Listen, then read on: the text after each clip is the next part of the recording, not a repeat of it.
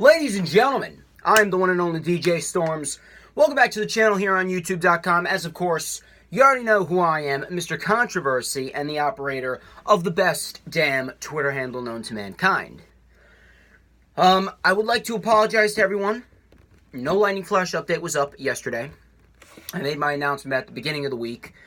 College work has me tied up. It is already the second week of college, and I don't even want to get up in the morning to even go to my first class of the day. Taxation work is a bitch. I'm telling you, it's something that came straight from the mind of the devil. I would not wish that upon my worst enemy.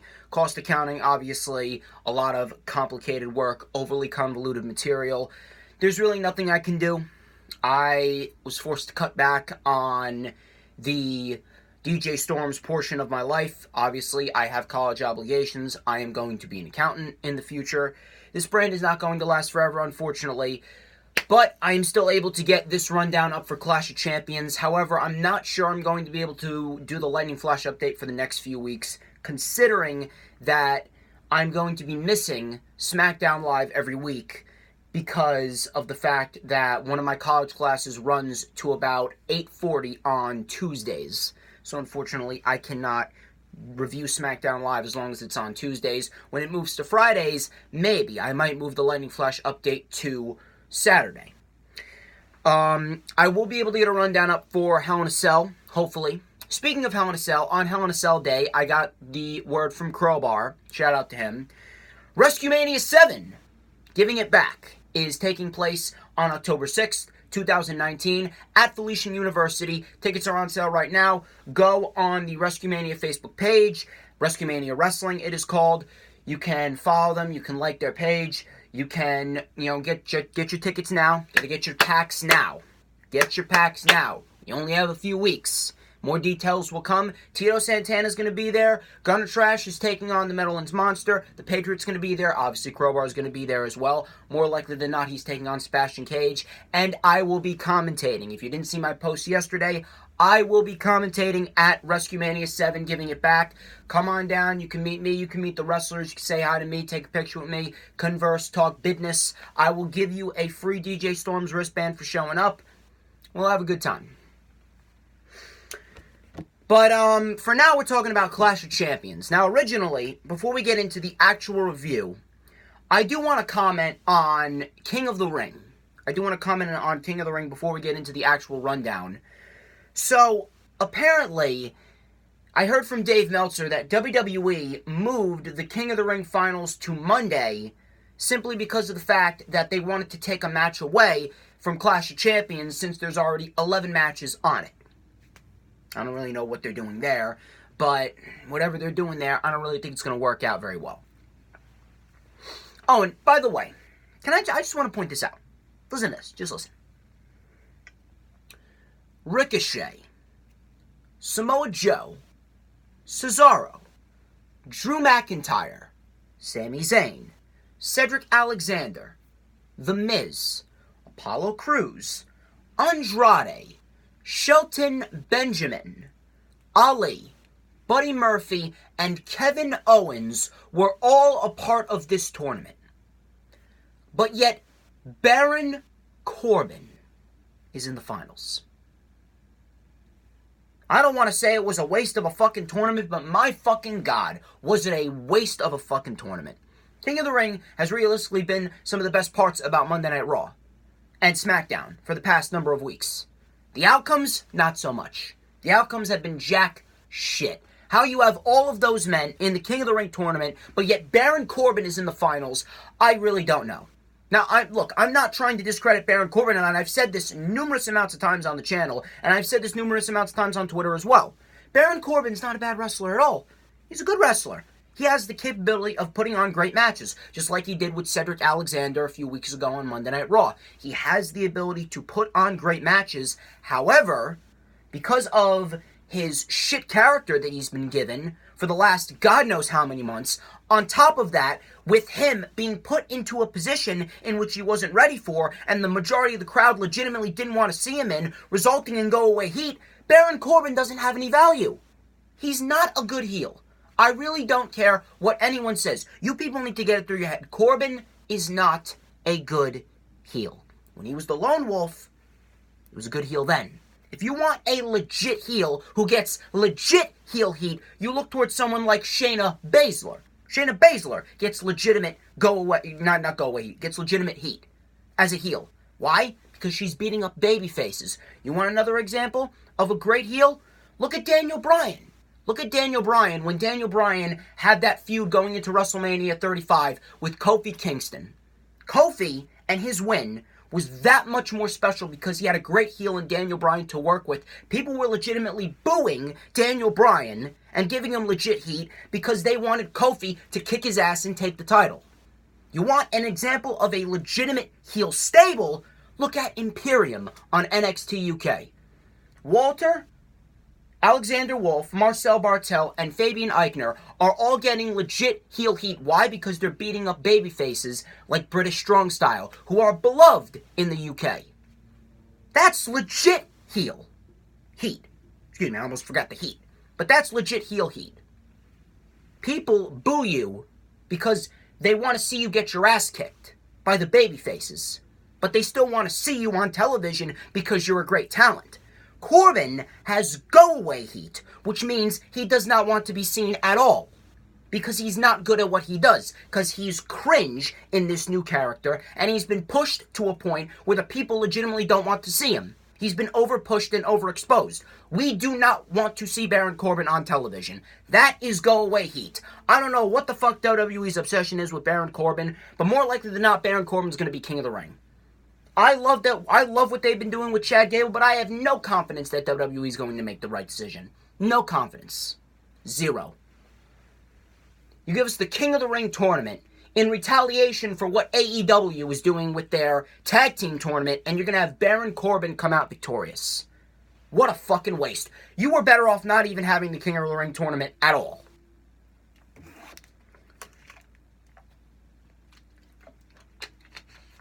Moving on.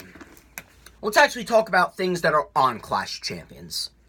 Speaking of which, you take a look at this card, and realistically, this is going to be nothing but a 4-match show. There are legitimately 4 matches on the show out of 11 that I actually care about. And that is the Cruiserweight Championship Triple Threat, the United States Championship match, the SmackDown Live Tag Team title match, and then the WWE Championship match. And the only reason why I care about the WWE title match and the SmackDown Live Tag Team title match is because there's a chance that the Revival and Orton could both walk out with titles, and they could become a heel stable with all the gold, except for the Intercontinental Championship. All the gold on SmackDown Live, excluding the Intercontinental Championship. That's the only reason why I'm invested in those 2 matches. The United States title match, self-explanatory. It's AJ Styles and Cedric Alexander, and you know that they're going to have them go full throttle on a pay-per-view. I mean, I at least hope they will. I hope it's not going to be another Ricochet Styles incident. And then the Cruiserweight Championship match, self-explanatory. Triple H actually also confirmed that 205 Live is going to be joining the NXT banner. So it's going to be an unofficial 5th championship on NXT. And you know what? I have no problem with it. It offers a lot more opportunities for a lot more people there. I like it. Let's start off by talking about the Cruiserweight Championship match.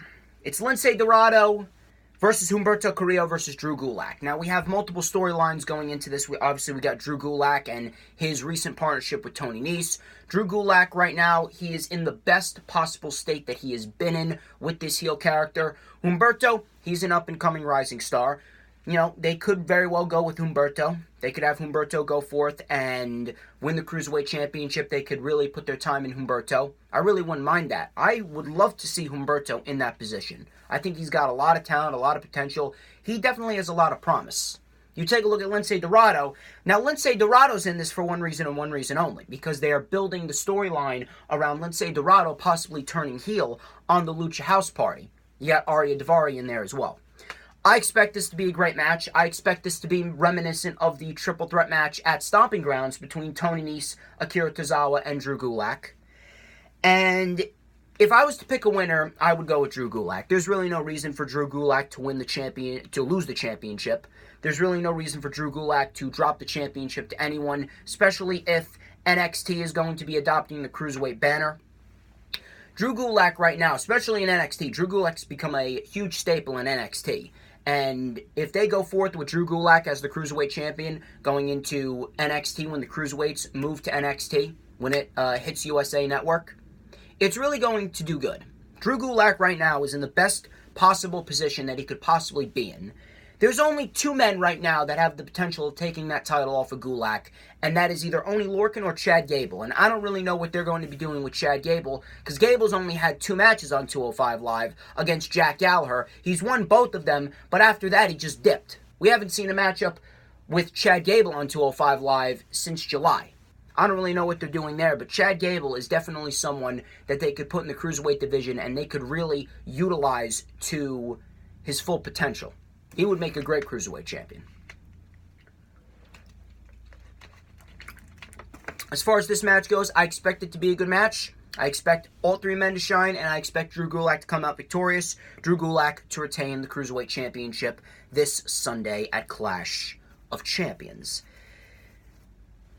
Let's talk about the Raw Tag Team title match between Braun Strowman, Seth Rollins, Robert Roode, and Dolph Ziggler. And why is this match taking place? I've already said it before. The only reason why Robert Roode and Dolph Ziggler are getting this opportunity is simply because of the fear of All Elite Wrestling. With Dolph Ziggler recently asking for his release, and Bobby Roode, aka Robert Roode, being mistreated for the last 2 years on the main roster, Vince McMahon thought, hey, you know what? Why don't I pair these two together, have them run through the entire tag team division? More likely than not, he's going to give them the tag team titles just to keep them happy so they don't dip when their contracts are up and go to All Elite Wrestling. Since Dolph Ziggler recently asked for his release. This is nothing more than a little scheme to keep Ziggler and Roode happy so they don't dip out of WWE. That's it. I'm even gonna make a bold prediction here. Roode and Ziggler are going to win the titles. Guarantee it. Guarantee you right now, Roode and Ziggler are going to win the titles at Clash of Champions. What reason is there for Braun Strowman and Seth Rollins to continue on as Raw Tag Team Champions? They pretty much said fuck you to the OC and used the OC to enhance the storyline with Rollins and Strowman. Now they're going to give the titles to Roode and Ziggler, and then they're going to have Strowman and Rollins compete in the main event for the Universal Championship in a possible match that's going to be worse than the Baron Corbin matchup at Stomping Grounds with Seth Rollins. Great job, WWE. Guarantee it right now. Roode and Ziggler are going to win the titles just out of fear. Influenced by the fear of AEW, just to try and keep them happy so they don't dip.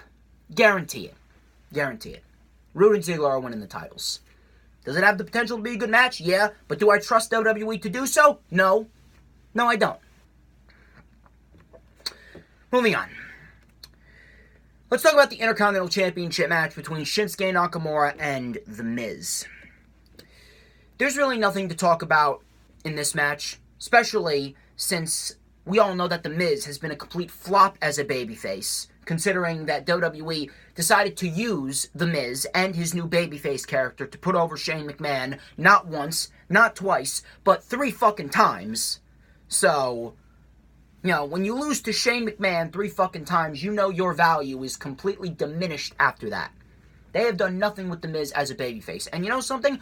I'm not even going to be surprised if The Miz wins this. And you know why? Miz is an 8-time Intercontinental Champion. Guess who just won the All Elite Wrestling World Heavyweight Championship at All Out back on August 31st? Oh yeah, the man who holds the record for the most Intercontinental title reigns of all time, Chris Jericho. Do you really think WWE is going to allow someone like Jericho, who just signed with AEW and is now their world champion, you really think that WWE is going to allow Jericho to stay in their record books like that? I don't think so. This is just going to be another incident like with the New Day breaking Demolition's record, Nikki Bella breaking AJ Lee's record, Brock Lesnar breaking CM Punk's record. This is just going to be another petty championship title change just to change the statistics up. That's it. I would not be surprised whatsoever if The Miz wins the Intercontinental title. Matter of fact, I am at a point, I've said this before, I would be legitimately shocked if Shinsuke Nakamura retains. Realistically, Buddy Murphy is the correct person to go forth and take the title from Nakamura, but we haven't seen Buddy Murphy in 3 fucking weeks since his matchup with Ali in the King of the Ring tournament. I don't know why they're not using Buddy Murphy. They just decided to use him for the Roman Reigns storyline. They used him for King of the Ring, and now he's back in catering. Buddy Murphy should realistically take the title off of Shinsuke Nakamura, but do I trust WWE to make that right decision? No. I would not even be surprised. I would not be surprised. I would be shocked if The Miz does not walk out of Clash of Champions with the Intercontinental title. I'm going with The Miz just based off of the pure fear. Just based off of the pure fear of All Elite Wrestling. Another decision influenced by All Elite Wrestling just to give The Miz the title out of pettiness to tie Chris Jericho's record, and then I wouldn't even be surprised if Nakamura wins it back, and then The Miz wins it back for a 10th time, just to break Jericho's record and erase him as the man with the most Intercontinental Championship reigns of all time. I will not be surprised if The Miz wins. I won't. Does he deserve it? No. That pains me to say about The Miz, but The Miz has done nothing.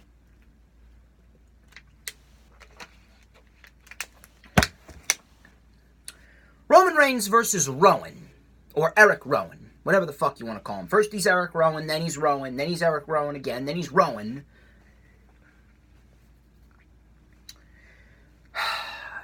You know, I said this on the LFU last week. The vibe that this entire storyline is giving off is simply the fact that WWE is running out of ways to keep Roman Reigns out of the main event title picture. Because if they do, and they put Roman Reigns back in the main event title picture, then people are going to start booing him again, and the go-away heat's going to ring out again, and we all know WWE doesn't want that. So WWE is desperately trying with everything that they have to try and figure out a way, figure out some type of storyline to keep Roman Reigns out of the main event scene. This entire storyline was completely pointless. I don't understand why you're getting behind Rowan now as a singles guy, when in reality, you should have gone behind Rowan as a singles guy when you originally split the Wyatt family up, and even then that was a shit decision because you never even capitalized on the Wyatt family. I don't know what the fuck they're doing with Rowan. I don't know what this means for Daniel Bryan. I don't know where Daniel Bryan's going from here. I don't know if he's going to become a babyface. I don't know if he's going to align with Roman Reigns. I'm not sure if he's going to face Rowan again. But anyway, this is a no disqualification match. I don't know what to expect from this match. Could it be a good match? Maybe. Maybe. I don't know. But at the end of the day, this entire angle with Roman Reigns and Rowan was fucking stupid. It was stupid. It was a waste of time. And WWE did what they usually do. They gave us something of substance, and then the payoff fell flat. They give us something of substance, and then the payoff falls flat on its face. Who cares about Rowan? What is this going to result in? Is Roman Reigns going to win, or is Rowan going to win? And if Rowan wins, where does he go? If Roman wins, where does he go? It's like everything's just a big question mark. We're asking more questions than we really should be. I don't even think WWE knows what the fuck they're doing at this rate. And it really wouldn't surprise me. They're running around in circles, chasing their own fucking tails over All Elite Wrestling, when All Elite Wrestling's going to debut on TNT on October 2nd. Excuse me. They're running around in circles. They're trying to figure out ways to try and keep the crowd interested. You got NXT, and you know they're loading up NXT. They're fucking loading up NXT. Meanwhile, NXT more than likely is probably going to continue to be great. More likely than not. I mean, look at the matches that we have. We got a Fatal 4-Way match with Mia Yim, Bianca Belair, Candice LeRae, and Io Shirai to determine Shayna Baszler's #1 contender. We got Matt Riddle, Killian Dane in a street fight. We got Velveteen Dream and Roderick Strong in a North American Championship match. More likely than not, NXT is going to be great. They're really going to show AEW what war is all about. But WWE, they're fucking scrambling. The main roster's fucking scrambling right now. Fox is not going to take this shit. Fox needs something of substance. If you don't have anything that is going to keep the crowd interested, I don't know what to tell you. I really don't know what to tell you. I'm going with Roman Reigns to win this. If Roman wins, I'm going to be shocked. But then again, I don't even know what is going to result if either man walks out victorious. I really don't know. But I'm going with Roman Reigns.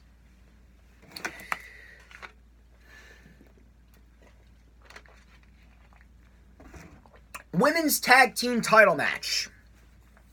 Alexa Bliss and Nikki Cross versus Sonya Deville and Mandy Rose. The Kabuki Warriors haven't been seen on television for over a month. The Women's Tag Team titles. What do you want me to say that I haven't said about these titles? These titles are the most worthless titles in WWE right now. Probably even more worthless than the 24/7 title. And I can't even believe I'm saying that. The 24/7 title, obviously, we know, is a worthless piece of garbage that has no value whatsoever. It's not funny, it's not entertaining, it doesn't have anything to generate excitement at all. It doesn't generate views, it doesn't put asses in seats. Women's Tag Team titles are in the same category as it. I don't even know why they even instituted the Women's Tag Team titles. The Women's Tag Team titles have been treated like absolute shit. Alexa Bliss and Nikki Cross, just as worse as the Iconics. Nikki Cross has been fucking ruined and made into Alexa Bliss's bitch. Alexa Bliss, what do I need to say about Alexa Bliss? Alexa Bliss is without a doubt the Nikki Bella of our modern day right now. She is what Nikki Bella was in 2014 and 2015. Jack shit and mainly pushed because of her looks, not because that she has any talent whatsoever. But you also have to take into consideration that John Cena also helped Nikki Bella in her quest of achieving such great success in the ring. And then, of course, you have to take into consideration AJ Lee and her marriage with Mr. Phil Brooks. There's a lot of factors that led to Nikki Bella's success. None of them were her talent. Same thing with Alexa Bliss. Alexa Bliss has zero talent whatsoever, whether it be on the mic or in the ring. And if you're offended by that, you can suck my dick, because I don't care. The facts are the facts. If you don't like it, too bad. Too bad. Go cry in a ball in a corner. Even if Sonya Deville and Mandy Rose win the titles, what is this going to mean? Are the Women's Tag Team titles going to actually be presented as something of value? They have about as much value as the shit that my dog took on my neighbor's lawn the other day. What are Mandy Rose and Sonya Deville going to do with the championships? Now, obviously, I would prefer Sonya Deville and Mandy Rose with the titles. I really would. And to be quite honest, I hope they win. I really do hope Mandy Rose and Sonya Deville win. But at this rate, I don't even think WWE knows what they're doing with the Women's Tag Team titles. More likely than not, Alexa Bliss and Nikki Cross are going to hold the Women's Tag Team titles going into 2020. Why? Because it's Alexa Bliss, and WWE can't seem to get their head out of Alexa Bliss's ass. Even if Mandy Rose and Sonya Deville win, what is it going to mean and what is it going to do? I don't see any value. There's no value in anything regarding the Women's Tag Team titles. The Women's Tag Team titles have been buried so far down under that they are going to pop out the other side of the earth. Alexa Bliss and Nikki Cross are going to retain. If Mandy Rose and Sonya Deville win, I don't really care. Who cares? I would prefer Mandy Rose and Sonya Deville because they are the superior team. They are the better wrestlers. Now, obviously, my number one would be the Kabuki Warriors, but at the end of the day, who cares? The Women's Tag Team titles are meaningless. They are going to, it's going to accumulate to nothing. This match is going to accumulate to nothing. This is nothing more than a piss break match. Matter of fact, I would put this match on the pre-show and give us Lince Dorado, Humberto Carrillo, and Drew Gulak on the main show, because at least those two, or those three individuals, and that Cruiserweight Championship match will provide us with something of value. There is no value with the Women's Tag Team titles. And if you think there is, then you're an absolute brain-dead dumb fuck. Moving on. Let's stay on the women right now. Bayley and Charlotte for the SmackDown Live Women's Championship. I reported that there is possibly a matchup between Bayley and Sasha Banks in the works. Champion versus champion at Survivor Series. Now, if that's the case, then Bayley would retain. But then all of a sudden, I'm hearing rumblings and possible spoilers that WWE is possibly planning a matchup with Bayley and Sasha at WrestleMania, in which Bayley is going to turn on Sasha Johnny Gargano, Tommaso Ciampa-like style. You already know what happened with Gargano and Ciampa, how Gargano trusted Ciampa, and Ciampa was about to attack Gargano when Gargano faked a knee injury, and then he ended up playing Ciampa and beating Ciampa at his own mind games. I feel as though that would be the better story here with Bayley and Sasha. If that's the case, then Bayley would have to lose the SmackDown Live Women's Championship here. I don't really know. I really don't know what to expect from this match. I really don't. I don't know whether it's going to be Bayley or Charlotte. I mean, at this rate, I really don't care. I really don't care who wins this. I'm just hoping for a good match. More likely than not, we will get a good match, but at the end of the day, I don't really know who wins. I really don't know who wins because there are so many factors on Bayley's side and on Charlotte's side that really set off the fact that either woman could come out victorious. Charlotte has cases just because she's Charlotte and WWE wants her to break her father's record. Bayley because of this new alliance with Sasha Banks and a possible champion versus champion match at Survivor Series. I'm going with Charlotte. I'm going with Charlotte to win the SmackDown Live Women's Championship. I think that WWE, they're just going to say, fuck it. They're not going to do a champion versus champion match. They're going to give Charlotte the title just because she's Charlotte Flair. Nothing else. I need to take a drink after every fucking match I review. Or preview, excuse me.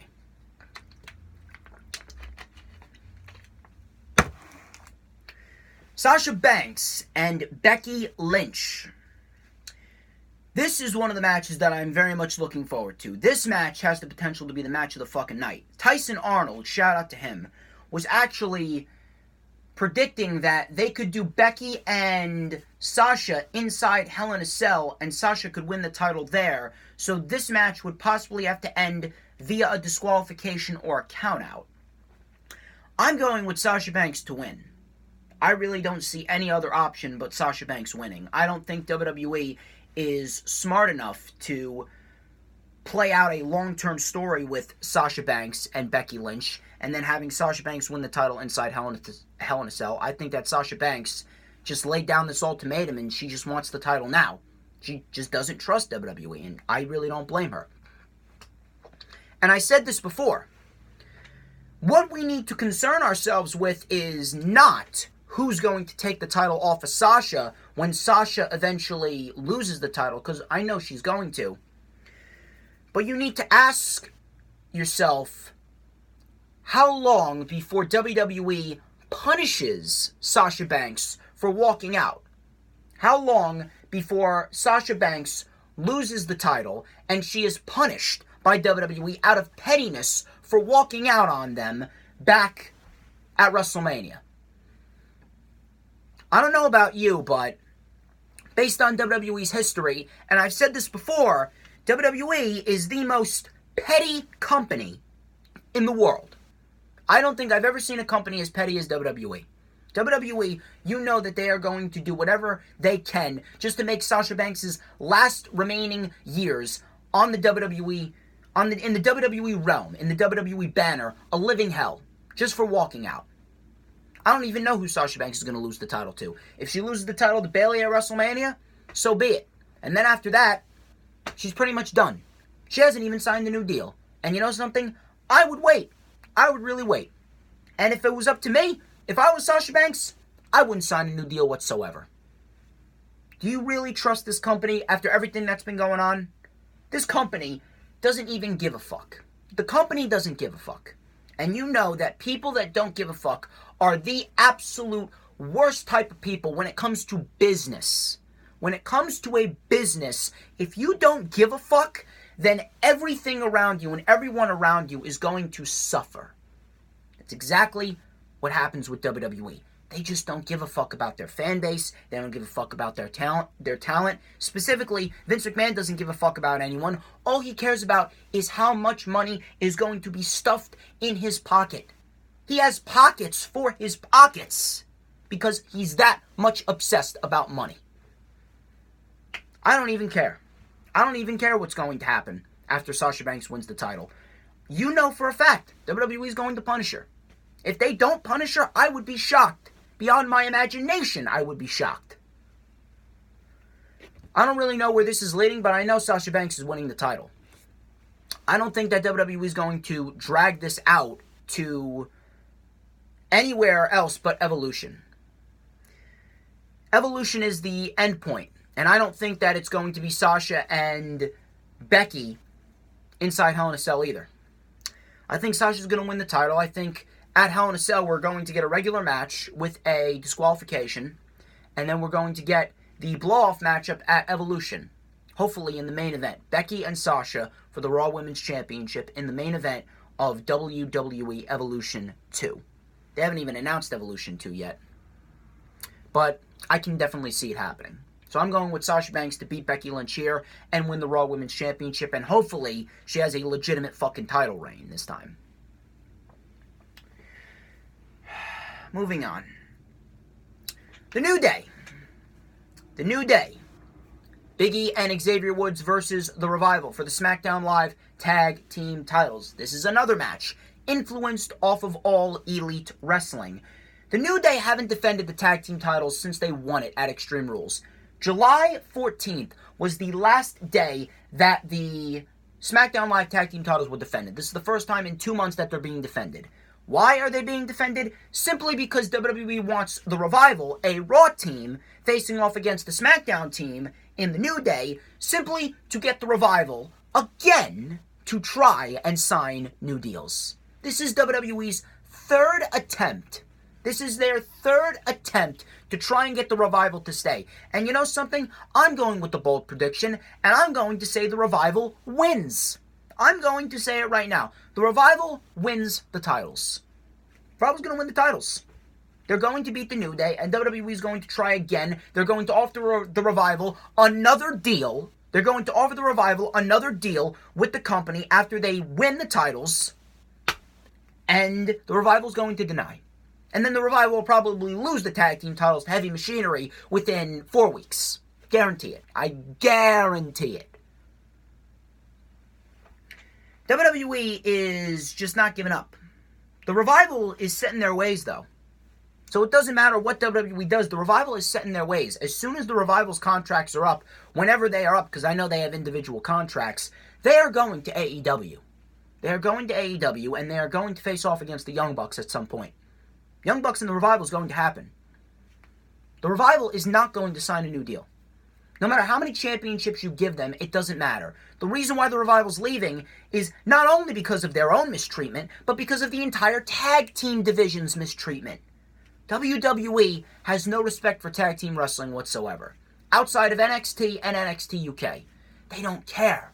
They don't see tag team wrestling as a draw. Meanwhile, you take a look at AEW, and they said one of their top priorities is building the best fucking tag team division on the planet. And after all the teams that they got right now, I would say they have succeeded already. You can imagine them adding the Revival is going to only enhance the tag team division. I don't know about you guys, but if I'm the Revival, I wouldn't stay with WWE. No way, no how. No way, no how. No chance. Nada. Zero. The Revival's set in their ways. They're going to AEW after their contracts are up. WWE is going to give the Revival the titles here. I guarantee it. And they're going to try and get the Revival again to sign the titles. The Revival's going to deny, and then they'll probably lose the titles in 4 weeks. Guarantee it. Revival are going to win here. Is it going to be a good match? Yeah. I expect it to be a good match. But at the end of the day, what are you going to do? What are you going to do?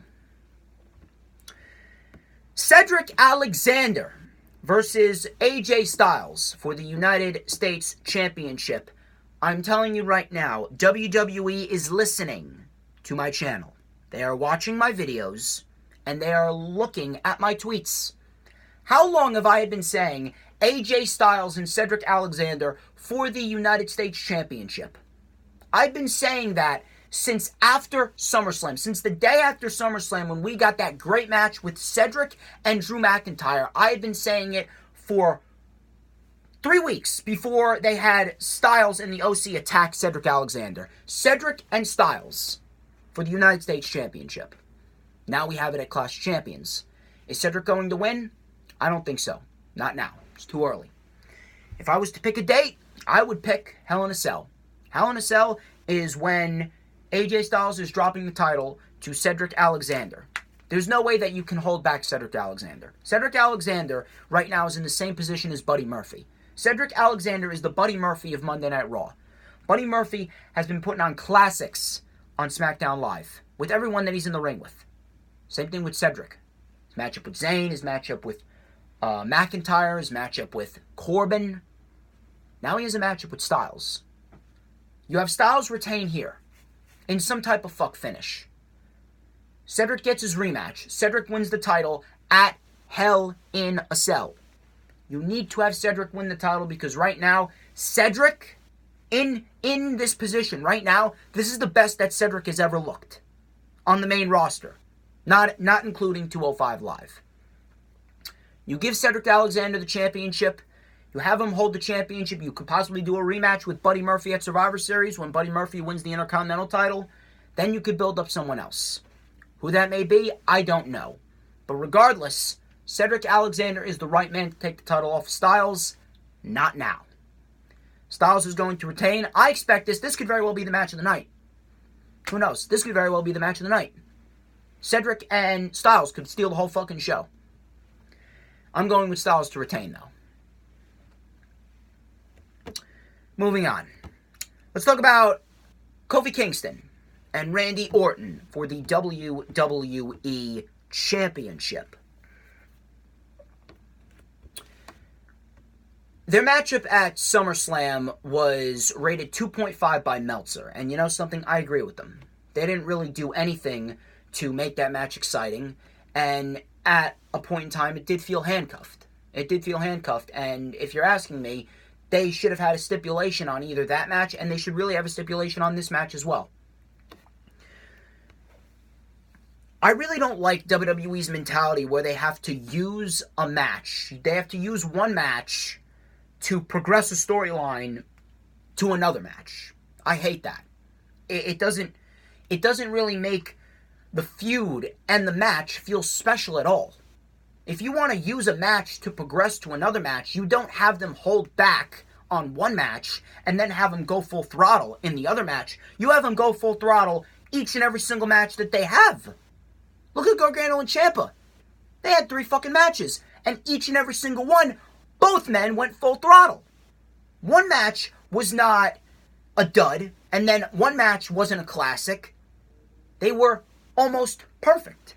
They were perfectly balanced. Number 1, perfectly balanced with number 2, and perfectly balanced with number 3. They all told different stories, but all 3 of them, they all told different stories, but all 3 of them went full throttle. You need to do that with every feud, and every match that you have the same 2 people in.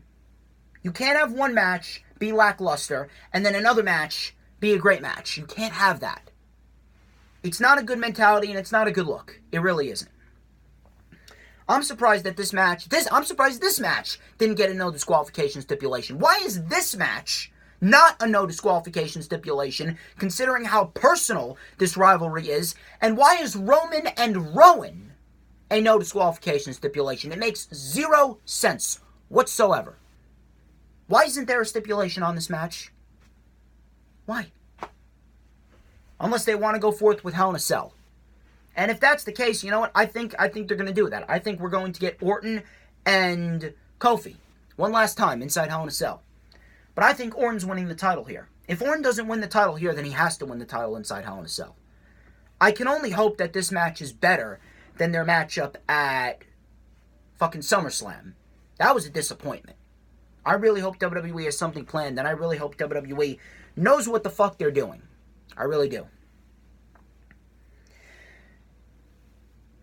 I expect Orton to win the championship. I expect Orton to go into the SmackDown Live premiere on Fox with the WWE Championship. I expect Orton and Kofi one last time inside Hell in a Cell. We could possibly get Orton versus Wyatt. And that was something that Jesse pitched. Shout out to him. I know Jesse watches my content all the time. Psycho Dad Jesse, he pitched the idea of having Bray Wyatt win the title at Hell in a Cell, which more likely is going to happen because the Firefly Funhouse did depict Bray Wyatt possibly getting a Universal title matchup at WWE Hell in a Cell. And more likely than not, he's going to beat Rollins. You have to have Wyatt beat Rollins. Is it too soon? You're damn right it's too soon.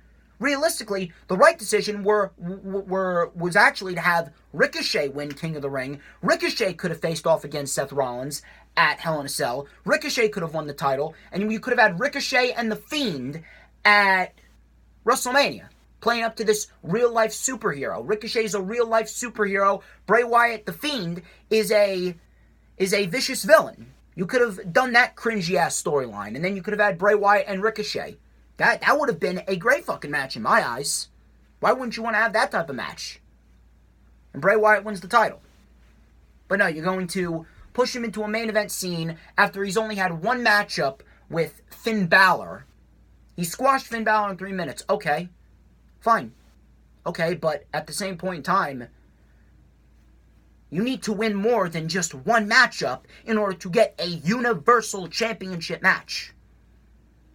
I guess I'm kind of tying in the Universal Championship matchup with the WWE Championship matchup, but we could very well have Bray Wyatt and Randy Orton at Survivor Series. I was getting a little bit off topic there. I was talking about Hell in a Cell and Survivor Series when, realistically, this is the rundown for Clash of Champions, but I expect Orton to win. I expect Orton to win the WWE Championship, retain against Kofi inside Hell in a Cell. We could possibly get Orton and Wyatt at Survivor Series. And then I think that it's time to start building up a babyface Kevin Owens to take the title off of a heel Randy Orton, possibly at WrestleMania. I really wouldn't mind that at WrestleMania at all.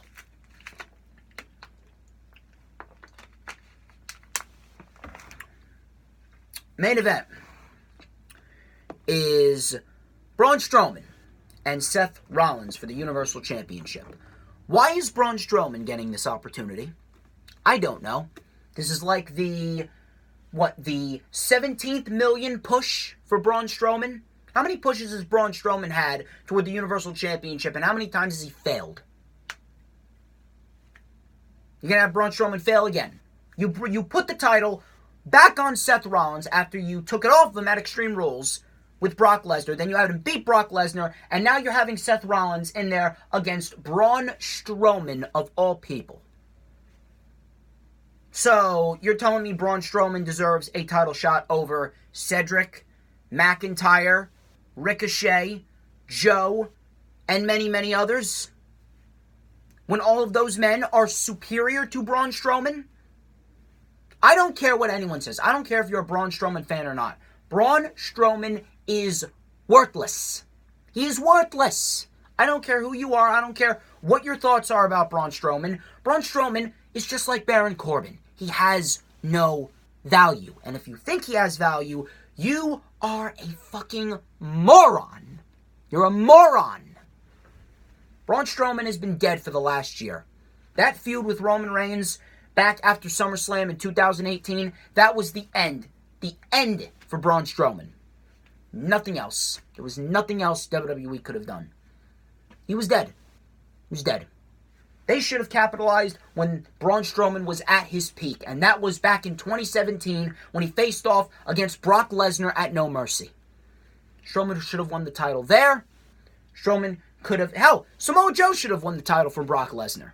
You could have had Samoa Joe win the title from Lesnar at Great Balls of Fire. Samoa Joe could have held it to TLC. You could have had Strowman and Joe in a TLC match. Why wouldn't you have wanted that match? Strowman and Joe for the Universal Championship in a tables, ladders, and chairs match in 2017. You realize how fucking great that would have been? When both men were looked at as legitimate stars back then, instead of one of them being a fucking loser and one of them being a dead character? That would have been a fucking great match back then. TLC with Braun Strowman and Samoa Joe. Braun Strowman wins the title. Braun Strowman could have held the title to WrestleMania 34. I don't know why they constantly shafted Braun Strowman, and I don't know why they constantly held back on Braun Strowman. More likely than not, it was because of Roman Reigns. I don't know why Braun Strowman's getting this. More likely than not, he's going to lose. I just don't see Seth Rollins winning the title, or losing the title. I really don't see him losing the title. And more likely than not, there's been rumblings about The Fiend possibly attacking the winner of this match. More likely than not, it's going to be Seth Rollins, and Seth Rollins is going to challenge The Fiend for a Universal Championship matchup at Hell in a Cell. Do I have any confidence that this match is going to excite me? No. Why should I? Look at what WWE has done with Seth Rollins. Seth Rollins has fallen so far from grace. Seth Rollins right now, even though he's the Universal Champion and even though he's still a great wrestler, Seth Rollins and his booking has killed his character. What with the feud with Strowman, what with his cringy-ass promos, what with the people that he's been paired with. And on top of all that, you know, him being a fucking idiot and saying all this dumb shit during interviews, you know, you can imagine that people aren't really going to be too fond of Seth Rollins when he's making himself look bad by saying all this dumb shit, trying to defend the WWE in an area in which it can't be defended. On top of that, with the shit booking and a 3 pay-per-view feud with Baron Corbin.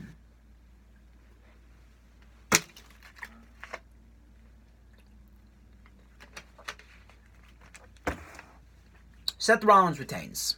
Seth Rollins retains, faces The Fiend at Hell in a Cell. He loses to The Fiend. Where Seth Rollins goes from there, I don't fucking know, and at this rate, I don't even fucking care. You know something? Even though taxation work, even though cost accounting and all this other shit, even though it's fucking hell, I would much rather be doing that than watching Monday Night Raw. I really would. I really would. Now, ladies and gentlemen, that wraps up this edition of The Rundown. I would like to thank each and every single one of you who tuned into this video. Do me a couple favors. Follow me on Twitter, at Man of Charisma. Follow me on Instagram, at TheDJStorms. I did mention WrestleMania 7, Giving It Back, is going to take place on October 6th, 2019, at Felician University, in which we will see Tito Santana there. Crowbar is going to be there. We're going to see Gunner Trash defend the North American title against the Meadowlands Monster. I will be commentating. Come on down. There'll be more details available. The tickets are on sale now at Rescue Mania's Facebook page. It's Rescue Mania Wrestling. Go buy your tickets now. I believe they're only like $20, $25. Chris TM, my fellow DJ Storms posse brethren, and fellow content creators as well. I'm sorry I haven't been able to get around to your content, but that's just college. That's just college. And again, like I said in the beginning of the video, the Lightning Flash update more likely than not is not going to be happening over the next few weeks, considering that I'm going to be stuck at college till 8:40 on Tuesdays. I will keep you guys posted. More likely than not, I will do a rundown for Hell in a Cell. I'm going to keep you guys up to date on everything. Until then, that's all I got to say. I'm surprised I actually finished this under 50 minutes. Very, very surprised. Ladies and gentlemen, I'm DJ Storms. This has been The Rundown. I hope you have a great weekend. I will keep you guys posted. Peace out.